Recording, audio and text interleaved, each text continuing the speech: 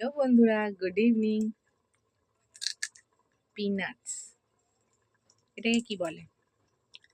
আমার ছেলে তো বললো পিনাটস, কিন্তু আমরা জানি এটা চিনে বাদাম বলে।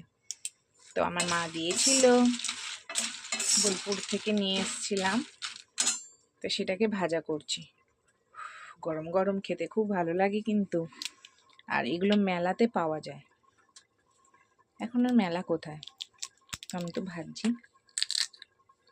খাবো বলে। তোমরা ভালোবাসো? কমেন্ট করে জানিও। আমি তো খুব ভালোবাসি।